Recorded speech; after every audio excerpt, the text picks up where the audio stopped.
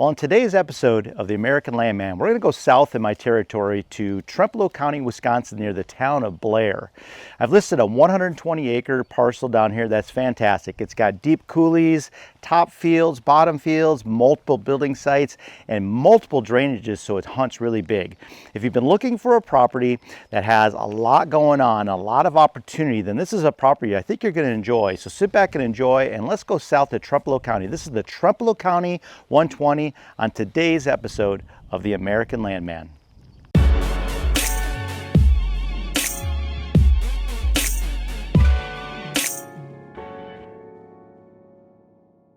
Okay, well, we're here at the property. We're in Trempealeau County, Wisconsin, and it's just a great county.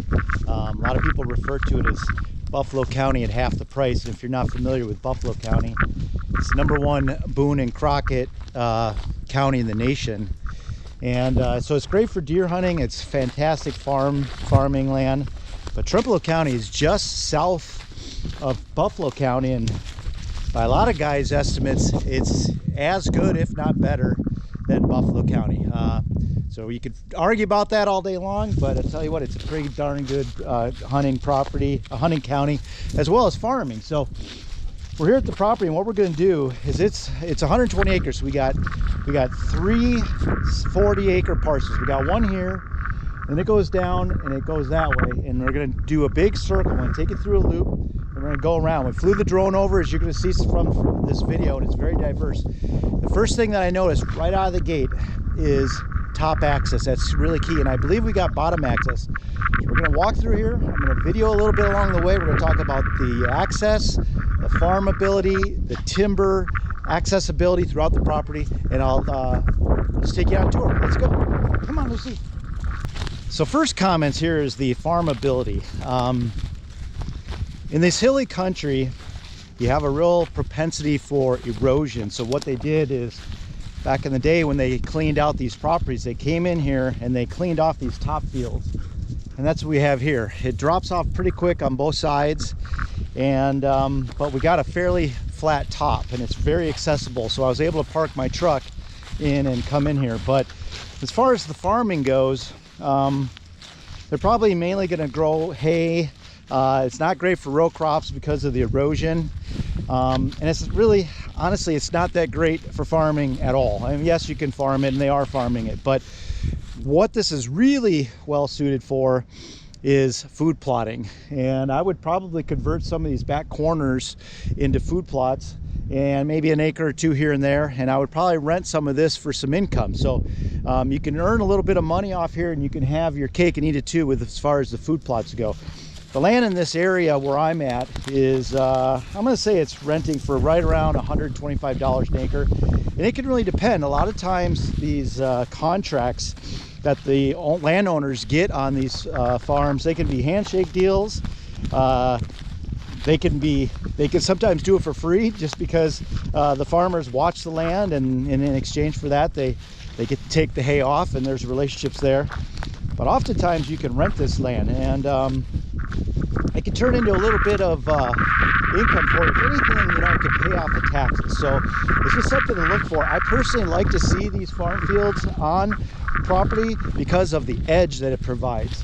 The edge is good because the deer like to move around. They like to follow edge, and it breaks up the property. So if I have odd shaped fields, if I have little pinch points where the ridges come together and dump off into the next valley, it really lends itself to the hunting ability. It's very aesthetically pleasing, and it's just an interesting property. And that all adds up into, especially on these recreational properties, that it's going to be very attractive to a lot of people. And so far, that's what I'm seeing.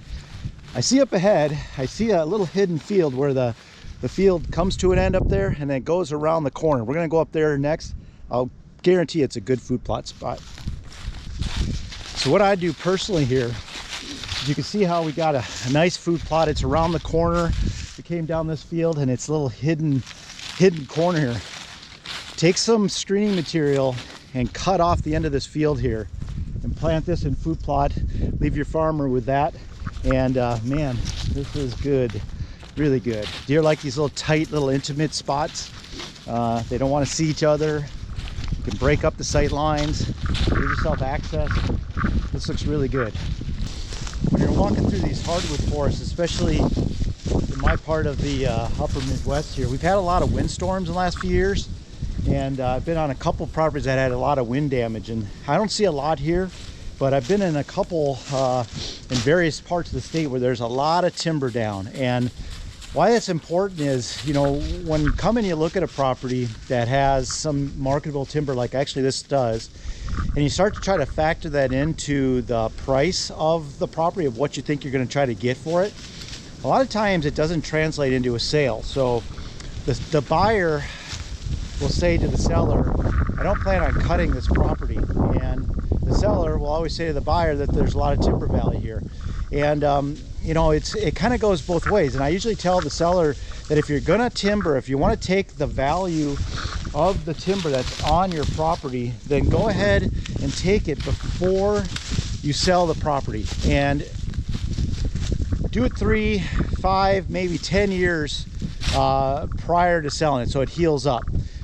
The buyers, on the other hand, will always look at it and they want that timber value, but they're always going to say, I'm not going to take the timber. And so there's always that back and forth.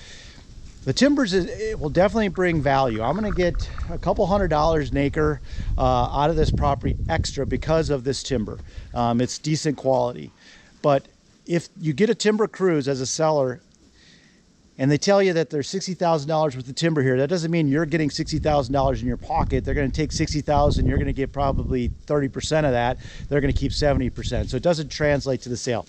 My advice is to leave this timber standing.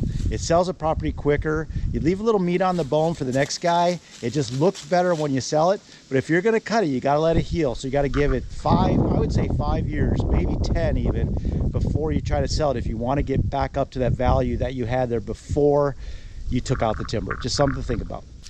From a buildability standpoint, we may have something here. Here's the entrance to the road, and I haven't driven down this road. I'll have to find my way in here, but there's a field entrance, and this would be a great place to build a house. And you imagine sticking your house back up in this valley someplace. Beautiful sun exposure, you got timber all the way around you, and there's even a creek down in the valley there. So great looking spot. I'm actually surprised there isn't an old homestead already here. But having a building spot, I tell you what, it's raw land, you got to bring in the utilities. You definitely got to make sure you got utilities on the road down there, electric, internet maybe. You're going to be working off of propane, but talk about a beautiful valley, nobody around you. Well, here's a couple fields down the corner of the property, and you know, it might be a little hidey hole spot. There's a creek that separates us here from a field on the other side of the creek and a small one here. This isn't much for farming, but you know, it's definitely a habitat. You might consider putting this into switchgrass, and you got this creek bottom, you got some cover, then you got the timber. This is on the other side of the road there. And this road here gives you good access to the property from another angle. So this is the bottom access here that we talked about. This field could be great habitat. You got water, you got food, you got cover, and you got the ridges. That could be really good. Okay, we're down in this creek bottom here. You can see we got flowing water here, and we got a field on that side. Cross down in here. Lucy's coming on. Come on, buddy. He's coming down a deer trail. And this is thick and gnarly, and I don't think it's a trout stream, but what's really nice is that there's a field up on top there, and let's go take a look. We're following the deer trail up. You can see a well-worn deer trail right here, and we're following. You can see why. There's definitely some thick bedding cover in here.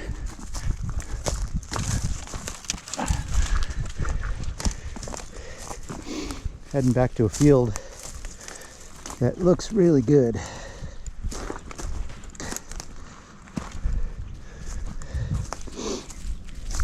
Kind of secluded,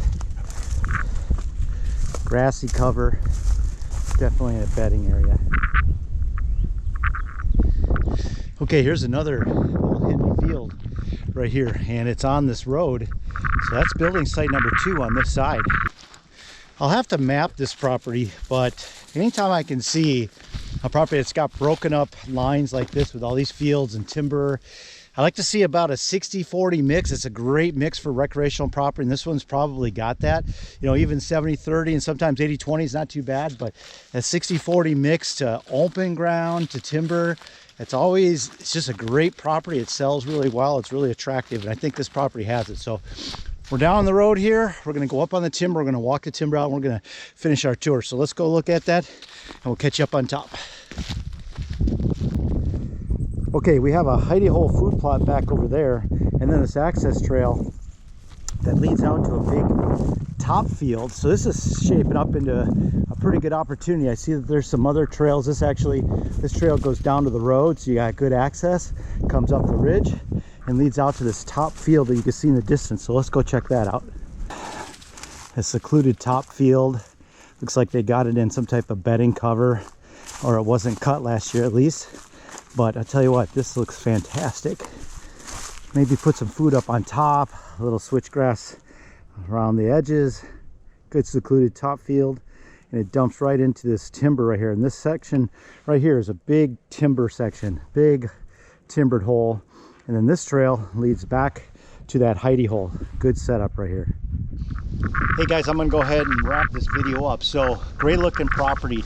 A lot of things happening here. We got multiple points of access. It's always a plus. We have top access and bottom access, and that lends to a very accessible property if you're using it for recreational purposes.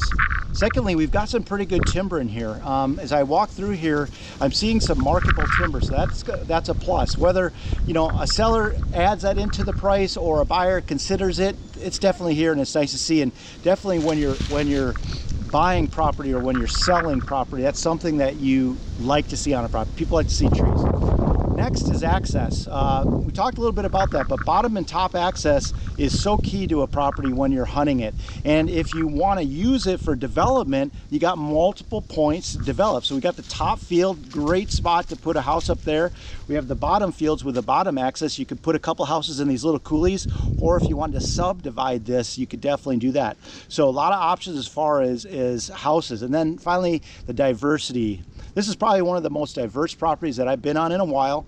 We got top fields like we showed you here. We got bottom fields. We've got creek bottoms. We've got some secluded bedding areas. You could put that into switchgrass. You could do food plots. You could just do all kinds of things. A lot of great hunting here, and Trempealeau County is one of the top counties in the nation. It's right up there with Buffalo County, and I would honestly say it's Buffalo County at half the price. So you be the judge on that. So look for this up on the market. By the time you see this video, it's probably going to be listed. Can't guarantee you that, so give me a call if you do. Hey guys, on behalf of my buddy Lucy, where did you go here? My buddy Lucy and I, we're land specialists in northwest Wisconsin. We're in Trempealeau County. We want to be your guys in the land business. Give me a call. Thanks for watching. Ready, buddy? Should we get going?